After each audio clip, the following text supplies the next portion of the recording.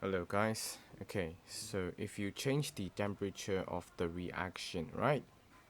Increasing the temperature will increase the rate of a chemical reaction. Why is it that? It's because when the particles are increased in temperature, right, they will be moving faster, which means that they will be colliding more frequently per second and more successful collisions per second between the marble chips and the particles mean that the reaction will be much faster.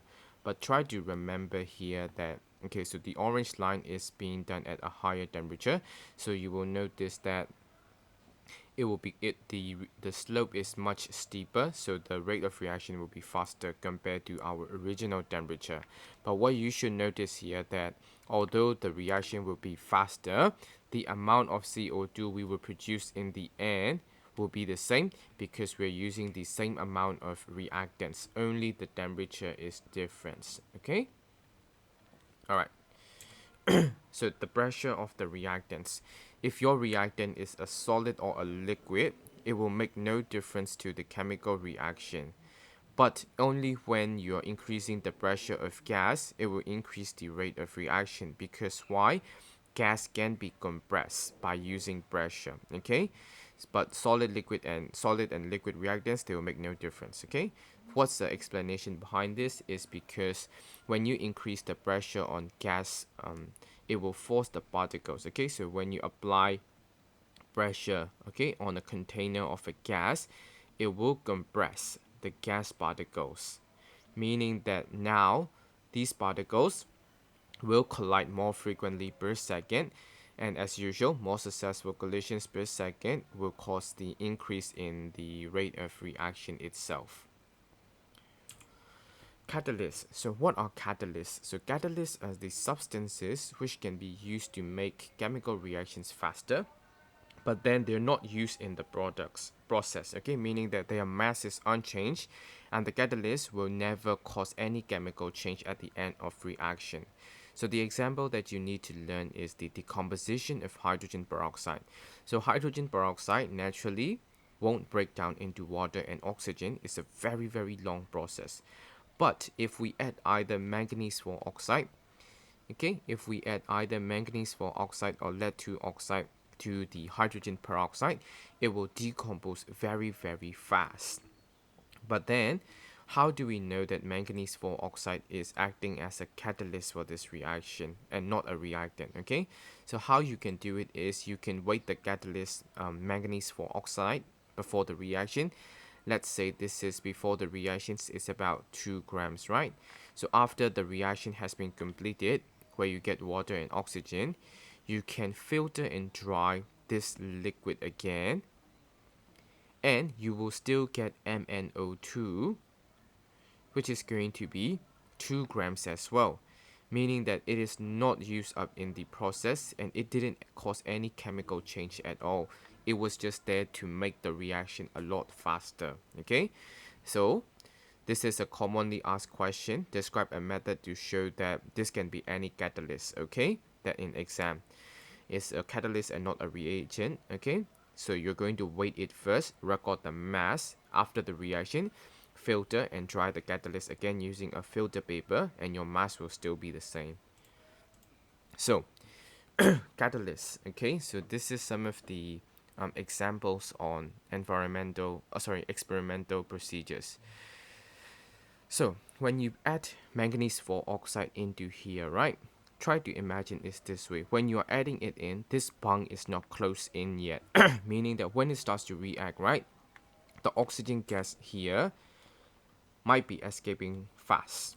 And that is why to avoid unnecessary loss of gas, you have to connect, okay, the gas syringe very quickly. Okay. So another way to prevent loss of this unnecessary gas is to use a weighing bottle. Okay, so either you have to answer connect the gas syringe quickly or use a weighing bottle. Okay, either one of these will give you a complete mark. So let's try to see, although we have catalyst, right, which is manganese 4 oxide and lead 4 oxide and copper 2 oxide, sorry, what is the effectiveness of these catalysts? Okay, so we're going to record the volume of oxygen gas produced with time, and we see that MnO2 is very, very effective, okay, because it's very fast. The volume that being produced is very fast. PbO2 is a catalyst, but then it's very slow compared to MnO2. But copper 2 oxide, it does not help to produce oxygen at all, meaning that CuO does not act as a catalyst at all. Alright, so this is a very commonly asked question in RGCSE chemistry. How does a catalyst increase the rate of reaction? So catalysts, they increase the rate of reaction or catalyst walk by providing an alternative route with a lower activation energy. And if the activation energy is lower, there will be more successful collisions. Okay, so I'll give you an example which will make this very, very clear. Okay, let's just say you have a mountain, right? Let's just say you have a big mountain here. All right, so if you want to go through this mountain every day, right, you're going to have to climb this mountain all the way around. So that is what it means by high activation energy, or this activation energy without a catalyst. But let's say if you put a tunnel, okay, let's say if you manage to build a tunnel through the mountain, okay, so you'll be able to go through this journey much more easier. And that is what the catalysts do. Catalysts walk by providing an alternative route with a lower activation energy, because if the activation energy is lower, there will be more successful collisions because we only require lesser energy now. But students tend to make the mistakes of saying that they lower the activation energy, which is not true. They do not lower the activation energy. This will be the same as saying that you are going to flatten this entire mountain into a ground to walk over it, which is not true, right? You're just finding an alternate route. All right. So a slow reaction means that the successful collisions will be very few, and a fast reaction means that there will be a lot and a lot of many frequent successful collisions. So in exams, you might be able to asked to draw a energy diagram by including activation energy with and without a catalyst. So your without catalyst, your activation energy should be way higher, and for the route that is using the catalyst, it should be much lower. Okay, so you need to label these as well. All right. So catalysts are very important in industrial reactions because why? They help substances to react quickly at very low temperatures and pressure, which of course is going to save money. Okay? Alright, so this is a experimental question that they commonly ask on how to determine if your substance is a catalyst or not. Pause the video to read the question first, okay? So first of all, you're going to do the experiment without your catalyst, okay? So you just simply do it by using hydrogen peroxide without X, Y, and Z. And of course, you will be producing some amount of gas here. So you record the volume of H2O2 first, okay? You record the volume of H2O2 first because you want to make sure that you are fair in all of your experiments. And then you will repeat the experiment. This time you will try to add X first and then do the experiment one time, then afterwards add Y, do the experiment again, and add Z and do the experiment again. So whenever you do these experiments, right, you're going to record the volume of oxygen collected, okay, with X, Y, Z. So after the reaction, you need to filter and dry these X, Y, Z to check if your mass is unchanged, the same as we did for MnO2 example, okay? And we can check the reduced time. The time should be lesser if they are catalysts, and the volume of oxygen collected should be more if they are catalysts, to see the effectiveness of either X, Y, and Z catalysts here. Okay. Okay, so let's try to do this example here as well. Okay. So the decomposition of hydrogen peroxide is exothermic. Draw the reaction profile with a catalyst and without a catalyst. So if it is without a catalyst, okay, try to just guess and draw it. Your your root will be much higher. Okay, this is without a catalyst at all. Okay, meaning that you need a higher activation energy. But if you have a catalyst, okay, your root will be much slower. All right, sorry, your root will require much less activation energy. Point it and label it as with a catalyst as well,